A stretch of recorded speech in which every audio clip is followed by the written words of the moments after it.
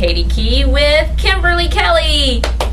Yay! Clap for myself. I know, we don't have much of an audience today, but welcome. I'm so glad you're here. Thanks for having me. This is kind of exciting time for you. Yes, it is. Lots of cool stuff happening. Yes. Like you're in Nashville a lot writing. Yes, I go up there about every 6 weeks because I have to schedule it with the school holidays. Yeah. And I've been writing a lot and started working with Radney Foster. Yay! But I'm writing with a lot of other really great writers too, so it's pretty exciting. That's exciting. Well, and you mentioned school. Yes. Let's go back. This singing and performing and writing is not your day job right now. No, not right now. I am in what's called my CFY year, which is your clinical fellowship year. Mm-hmm. I got my master's in speech pathology, but then there's a year where you have to work in the school still, and you have a supervisor, and they just kind of monitor you and make sure that you're ready to be turned loose. And then after that year, they sign off and you get your C's and your license. And then you'll be finished, and your plan is to probably quit. After all that. Yeah. I'm probably going to stop and then just, give it all to music. So, because it's not that everyone says you shouldn't have a plan B or whatever, but I've just always been very school oriented, and I couldn't help it. And so I've kind of had two plan A's. Yeah. I just had to do it for myself. And so I'll finish that, and then I'll just devote all of my time to music. And then I thought about it, if worse comes to worse, I don't have to, I'll live in a van or something. But then I'm like, well, I'll just go get a job. I have a master's degree. You're writing, you said, like with Radney Foster, which I'm sure is, I've heard from many people, is an incredible experience in itself.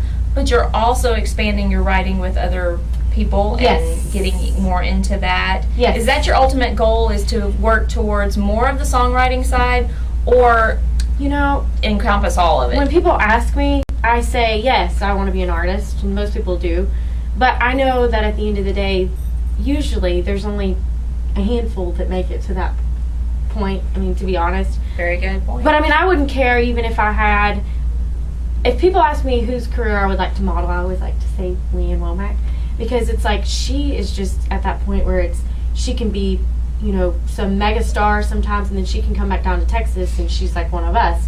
And she's sustained it, for years. And right. So that's someone who I would like to, model my career after. But if I don't end up being an artist, I know it's just as good to be a writer. And I love that because it's still expressing. And so... Exactly. I'm okay with it. So you'd be okay with getting the mailbox money? Yep. There's nothing wrong with that at all. I would. I'm okay with that. Well, let's talk about, you also have a sister who's in the biz, as they say, Kristen Kelly, and she's out and about doing her thing. Yes.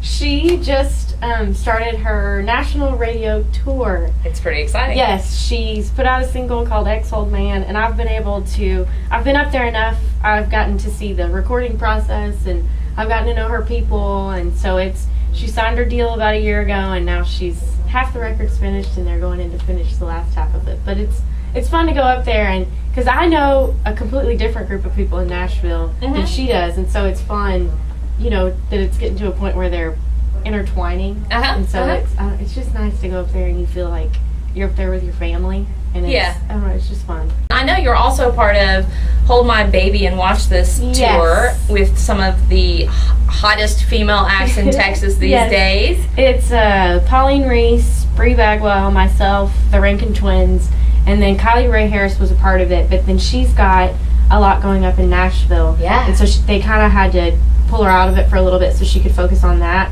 And so we've been pulling in some other girls, which I think is great. Yes, like Charla Corn, Beverly Hensley. I think who else? Rachel Stacey. Yeah, she's coming in to do one, and so it's just fun because we're getting to hang out and play. And I think for the most part, it's because I know we all know it. It's harder for girls, I think, but I think part of it is a lot of girls might be afraid to come and watch another girl play because they might be intimidated or.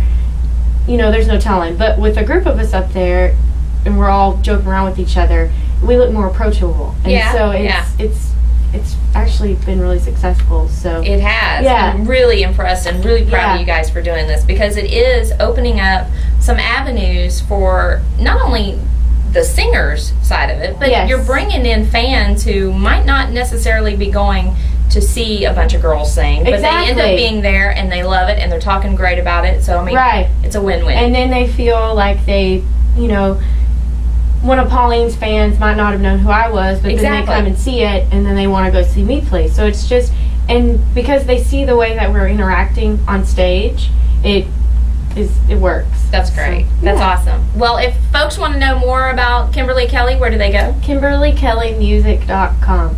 And make sure you put the music in there. Okay. Well, There's a girl named Kimberly Kelly that does not play music, and you'll know real quick if you've gone to the wrong website.